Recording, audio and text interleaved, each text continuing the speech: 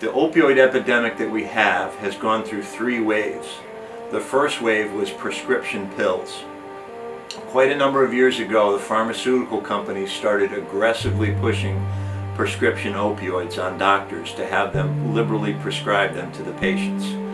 At the time, they said that the chance of addiction was very low, that people could not develop tolerance to them, and people would not really particularly get high on them. All of that was false.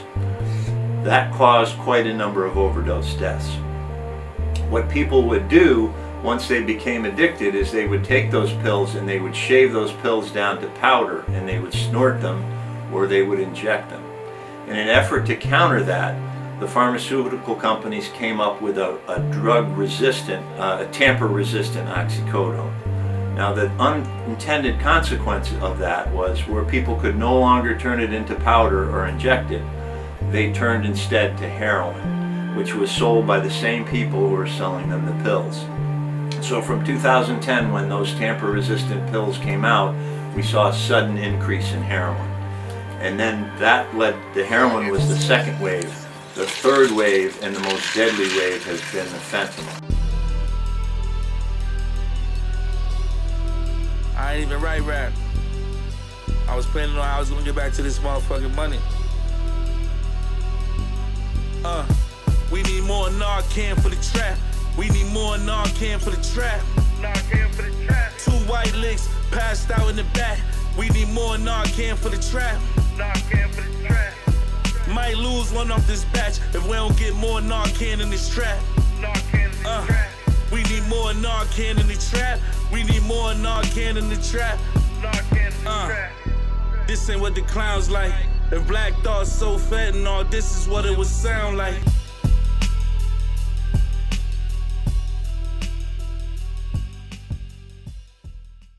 Woke up in the dirt. How'd you wake up in the dirt? Taking a dirt nap. You don't want to do that too often. No, I fell asleep, I guess. I fell asleep by Dunkin' Donuts. I lost everything, my drugs, my money, my cigarettes, my food. It's funny because people will rob you and they'll leave dumb shit behind. What'd they leave behind?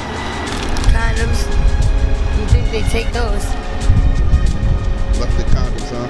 Yeah. I'll see you later, alright?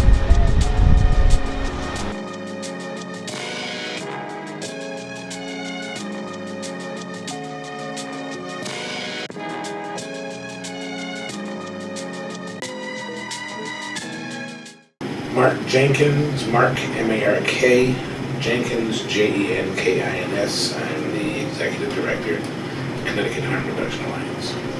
Harm reduction, I'm not going to give you the Wikipedia definition. I really think harm reduction is a practical response to unpopular situations. It's an exhibit of caring for an individual and listening and kind of responding to an individual's need with any positive change. Anything that we can do to help individuals develop a safer relationship with the behaviors or drugs of choice. My name is Alex Dittmore. My pronouns are she, her. I am the program director for the Drop-In Center on Albany Avenue, as well as all of our HIV and Hep C screenings. So my main thing is putting out fires, I would say. So alleviating things that go on, whether it be responding to overdose. We have a lot of overdoses as well in the surrounding community. So where we're located at, for those of you that are familiar with Hartford, we're on Albany Avenue. We're between the intersections of Garden Street and Irving Street. And it's right near this place called CHS, Community Health Services. There's a liquor store across the street. There's a parking lot that used to be a park, and everyone just hangs out anyway. So there's a lot of overdoses that happen in the community, and since people know we're there, they come running in, ask us, tell us what's happening, or they'll say, hey, someone doesn't look too good. So it's not just responding inside of the facility as well as outside the facility, because we reversed plenty of overdoses behind the building, across the street, at the Chinese restaurant down the street, around the corner. We've had people running in from the building on Garden Street where there's a lot of apartments. So it's a lot of different things. And it's not all that chaotic and things like that. A lot of it is also shooting the shit with people. Like, it sounds very informal, but that's building rapport. You know, it's a drop-in center, so people don't just come in and have a transaction and then leave. They hang out, they talk for a bit, and like when you're talking for a little bit, even if it's just like, you know, sharing a sandwich, when we have coffee, sharing a cup of coffee, if you smoke cigarettes, people hang around, smoke a cigarette outside and talk with you. And because they feel comfortable talking to you, you're able to get so much more information. You're able to see, ooh, you have issues with housing.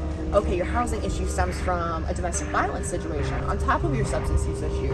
You also told me that you really struggle with mental health and you haven't been on medication. So because of that rapport building and conversational part, you're able to have, you know, at least 4 or 5 different referrals and ways that you can wrap around someone.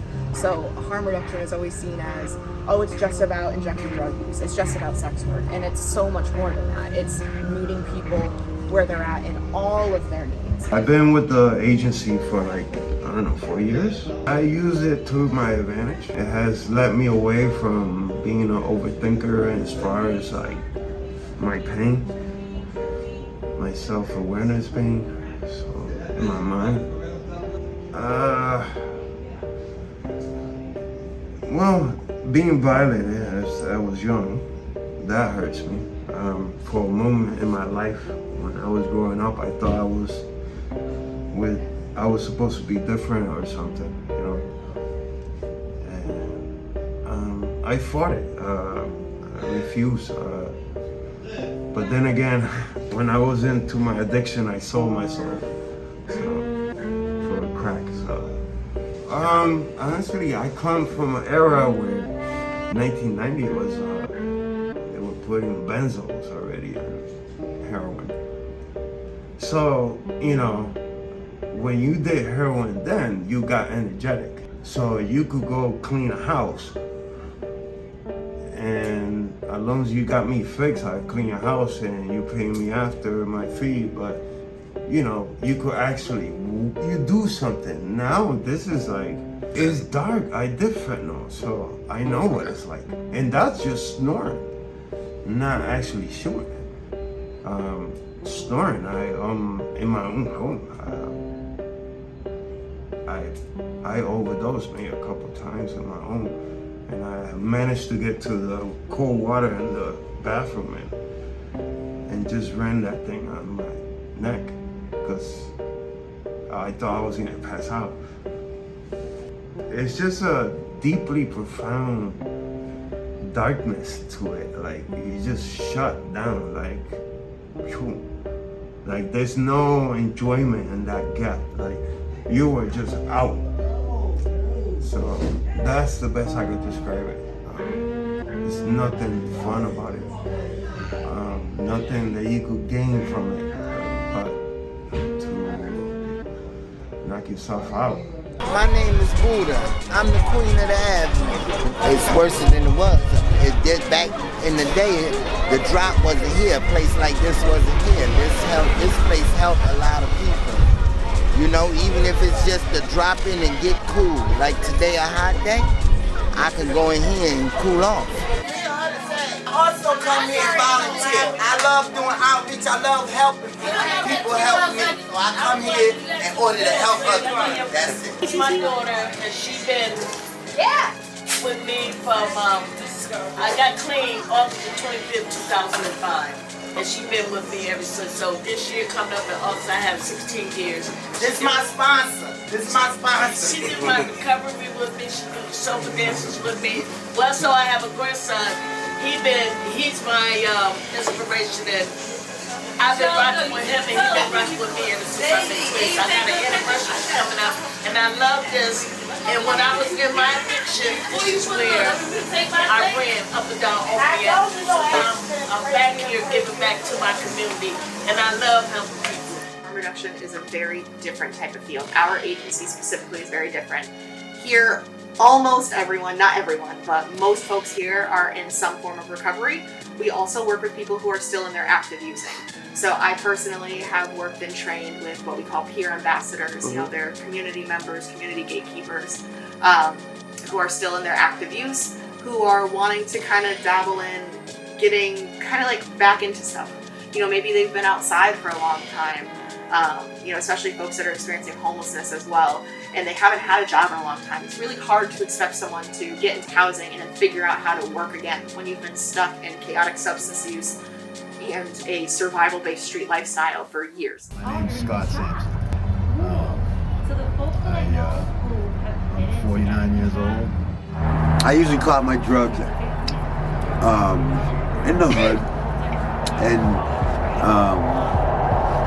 it's weird because, you know, Park Street, it's a long ass street, and you figure from the beginning of Park Street, Bum Park, you can fucking get anything and everything all the way to fucking Flatbush. So I shoot, but I stopped because I have so many abscesses on my body right now. It's like it's so hard to get antibiotics. I don't have a primary care doctor. You know, I don't.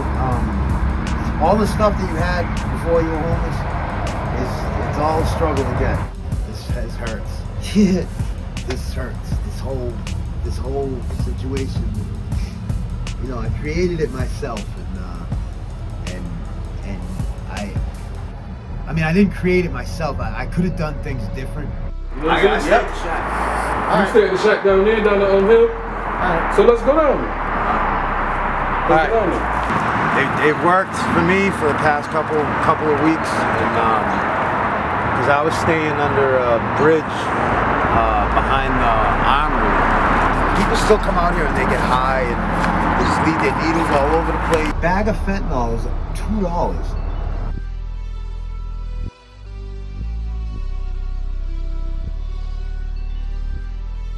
This is the shack. So what I did is I didn't have enough vet to get me straight, so I used our cotton shop from earlier.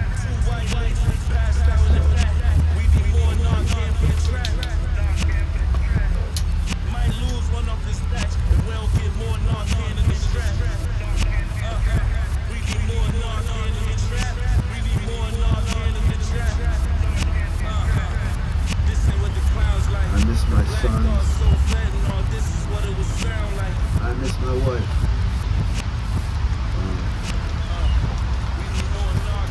I miss going to work every day. I miss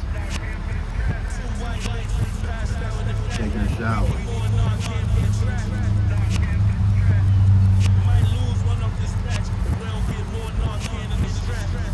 You know, it's just, it's so hard.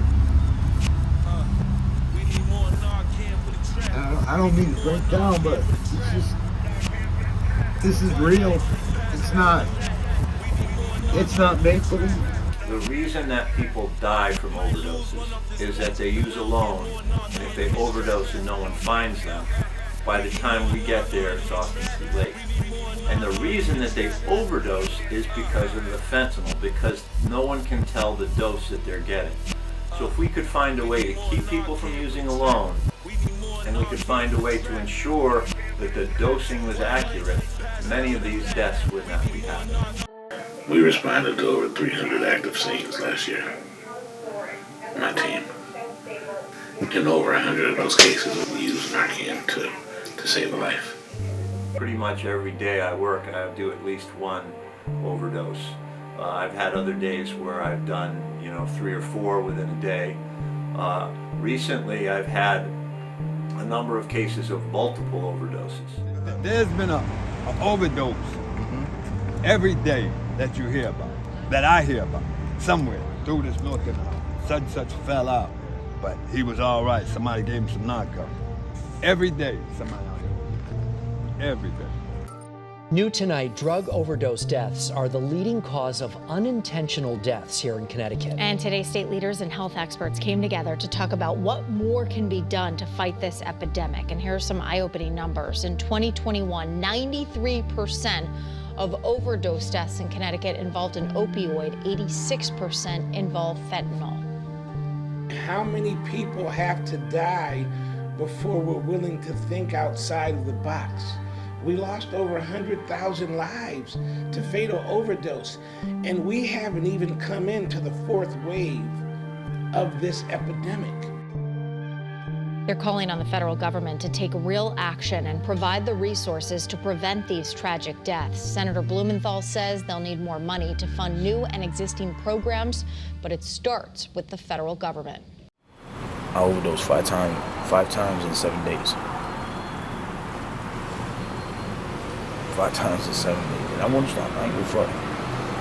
Like, I literally wanted to, like, just let me, like, I would be mad at the firefighter that come in, you know what I'm saying, narc at me, and I'm like, man, what the fuck y'all doing? Like, you know what I'm saying, I'm good, like, I don't know, just, I don't know what the fuck it is, man. I just, you know what I'm saying, you just kind of give up sometimes and shit. When I fell out, they took any and everything at value, even the shoes off my feet, and brought me to the first floor porch and left me there. 2 people came by and said, "Who was that, low?" and got 911. Teddy Pendergrass ain't never lied. Cold, cold world. You hear me? The first time I was Narcan 3 times, and it didn't make any sense to me because, like, thank you. A human being can go 3 minutes without oxygen, 3 days without water, and 3 weeks without food. I believe that's the rule. So if I instantly drop to the floor, and in less than 30 seconds, you're saying I turned blue, it doesn't make sense to me because I haven't even been without oxygen. I was just talking to you. So why did you Narcan me 3 times? It also takes time for Narcan to kick in. For you, this is out of the capital city. A 13-year-old student is in grave condition tonight at the hospital after overdosing on fentanyl.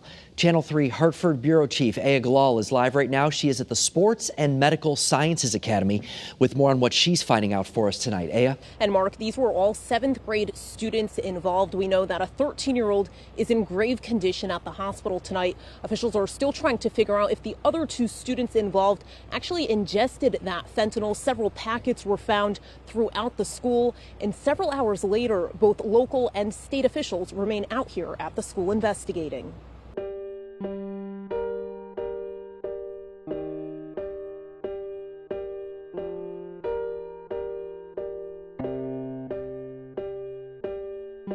The overdose of the 13-year-old at the Hartford Public School was a terribly tragic event. If there's anything to come out of it, when a young person dies, it causes a community to have self-reflection. And if something comes out of it, it's hopeful that the city will really focus and dedicate itself to this epidemic. It was a teachable moment. There is a saying that I'm not agreeable with, and it's something that I don't know where it originated, but was definitely repeated, was that some people die so that others might live. A lot of the conversations, a lot of the things we've been calling for quite a long period of time that have fallen on deaf ears is a result of that unfortunate incident and that young man dying. People began having conversations. Some of them had value. Others were just like from the city structure and the city perspective. Let's at least, and here's my take on the city. Be very candid. They engaged us in population until the spotlight wore off. And then it was business as usual. We really don't want to have to deal with this, and it ain't our problem. That's the city stand. And as long as it's bad for business politically, it won't be our stand. The Rover is my offer to the harm reduction community to expand best practice with minimal disruption to wherever it's introduced, the service delivery of that entity or organization. The Rover is a toolbox, if you will, of harm reduction best practices that allows you to engage people with the same things that we do in a syringe service site like the drop, but you can do it from your office. We have brick and mortar, 557, 559 Albany Avenue. That's open Monday through Friday from 9 to 5. Then we have an RV that's by Colts Park on Weathersfield Avenue. That's 7 in the morning to 2 o'clock.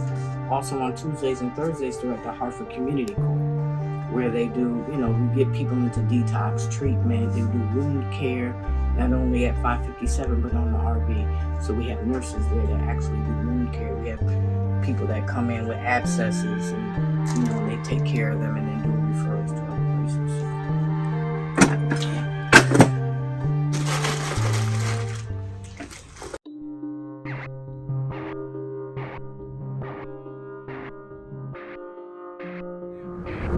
They count on us to come out every day, and when they miss a day, man, it really affects them because they're reusing the needles too many times, and the needles are meant to be used once.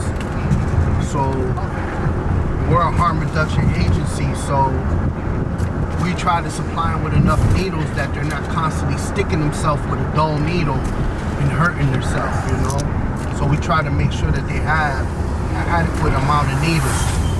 So you'll see that if they come with 7, we'll give them 10. We give them a little extra because it means a lot. If they're heavy hitters and they're changing 200, 300, we'll throw them 2 extra bags. Because they have a lot. The vitamin C is to break down the crack. Because that's for the people that shoot cane. So there's really not good cane on the street now. So because when you cook the cocaine down and make it into base, it cooks out all the impurities that's normally in the cocaine. So it's a stronger form of cocaine. So people were using vinegar or Kool-Aid to break down the cocaine so they can inject it. But vinegar is going to tear your veins up, and Kool-Aid is definitely not made to be injected. But vitamin C is something that's not going to be harmful, and it gives them the effect that they need.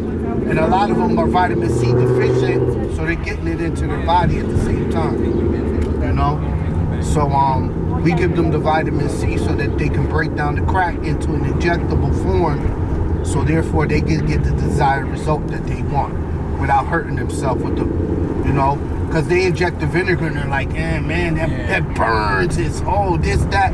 But your end game is getting high, so you're gonna do whatever you need to do in order to get high. So I always tell them, I said, look, my job is to keep you alive. I don't care if you get high. I just don't want you to die. I care if you die. You know what I'm saying? So my job is to give you the supplies, teach you what you need to learn, and be available to you if you do decide that you want to get clean. Law and stigma drive people into the shadows, and that's where they die. We don't want to drive people away. We want to bring them out into the open. We want to bring them into a healthcare environment and treat them as humans, as members of our community, because they are. They're our sisters, brothers, fathers, uncles, mothers, next door neighbors. All people who at one point or another in their life suffered something that caused them to go down a path that they could not have foreseen. That's the difference between public consumption sites, man. These people use in secrecy and they die. They die in Dunkin' Donuts, they die in McDonald's, they die in City Hall. You think anybody's made that notice, made that call? They die in the Hartford Public Library. Hartford Public Library knows about it. Think anybody makes that call? At the drop-in center, you have a bathroom there that serves as an overdose prevention site because we have a very stringent bathroom policy. So once you go into the bathroom, everyone is versed on this before they're allowed in. You have 3 minutes, a timer goes off audibly. We ask you if you're okay. We have to audibly hear you're okay, and if we don't, we open the door just to make sure you're okay.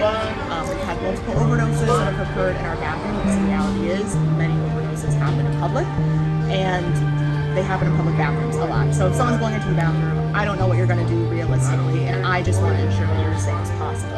And because of that, every overdose that's occurred in our bathrooms has been reversed.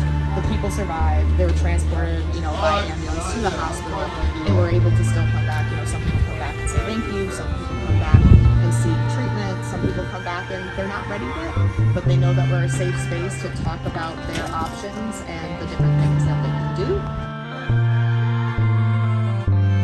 Naloxone does is, when you give it to somebody, it knocks the opioid off the receptors in the brain that are shutting down the breathing and enable them to breathe again on their own in an adequate way.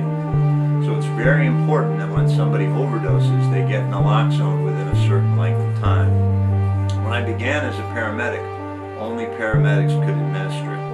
Over time, we were able to successfully change the laws so that EMTs and first responders, such as police and fire, could administer it if they got there first, and lay people could administer it. So what I find now, where before I would show up and the person would not be breathing, now often I arrive and the person has already received Naloxone from a bystander and they're up and breathing. Many times, in fact, I've shown up on scenes and found Mark and other members of the harm reduction coalition there with the person. They've helped revive them, and they're also there once they've been revived to talk to them, to offer them, opportunities to get into treatment. So it's a wonderful drug. Where they put the Narcan, we can block it out. Don't worry. They set the Narcan in there. Huh? So, like I said, this is something they set up themselves. They put Narcan down here. Right. And they keep it just in case anybody ODs down here. Yeah. So this truck goes all the way back here. And I can say addict, I can say all that shit because I am. I have done the work in this field to put me in a unique position as a person of color running an organization that I founded and have built from the ground up. I didn't take it over, I didn't assume the reins, it wasn't given to me. I created something that's living and breathing, that is effective and has started from something small and gotten larger.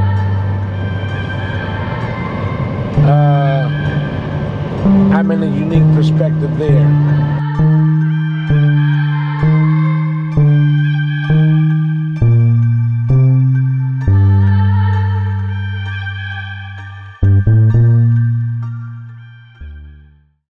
But we have 175 people daily dying from fatal overdose in the United States. 175 people daily.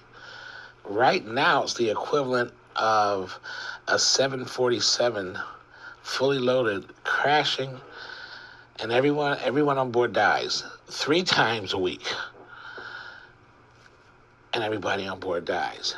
If this were the airline industry, would anything fly? Yo, how you doing? Star?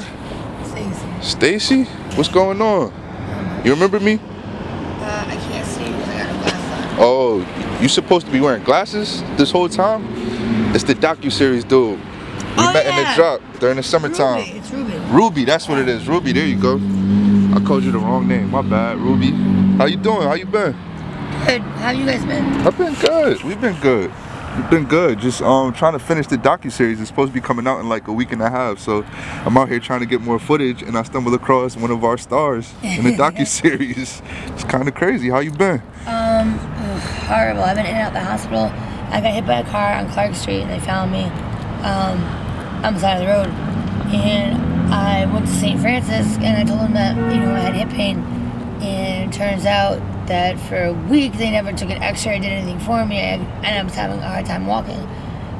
They discharged me, and then within like a week it got to the point where I couldn't even move my foot forward. So I got a lot of friends out here, guys, just friends.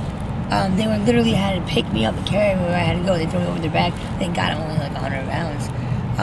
And bring me where I had to go. And then one night, I was by the church, by the graveyard on Main Street, and I was out there for like 4 hours screaming for someone to call 911 because I was in so much pain. People walked by me, people drove by me, nobody would call 911. Anybody I asked if they could call, they didn't have a phone. Finally, a lady walking her dog, she said, I thought it was a joke. I was like, I'm out here screaming in pain. You think it's a joke? She finally called 911. They brought me to Hartford Hospital. treated me like shit because I'm an addict, of course. They were gonna discharge me again, and finally, like, because I couldn't make it to the X-ray, I was in so much pain. After they got the X-rays, because I told them I can't walk. Where am I supposed to go? I can't walk. The orthopedic surgeon came like running down for me to sign paperwork because he said that I might never walk again. I've been walking around on a fractured hip for almost 2 weeks. So you got a wheelchair? Is that how you've been getting around? This isn't even mine. I found this behind Sands. They let me go with I wasn't AMA. I was discharged.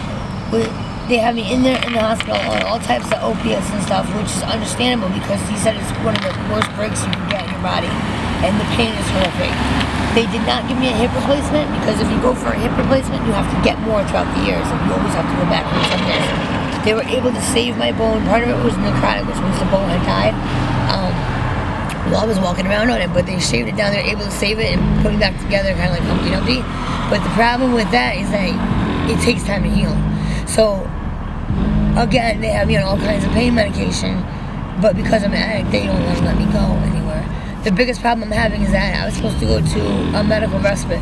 Medical respite's on the second floor. I can't walk upstairs, so they wouldn't take me. No nursing home would take me because I have substance abuse. They don't got an elevator? There's no nursing home to take me because of my substance abuse history, so I had nowhere to go. They discharged me in this community, and I'm still out here, you know.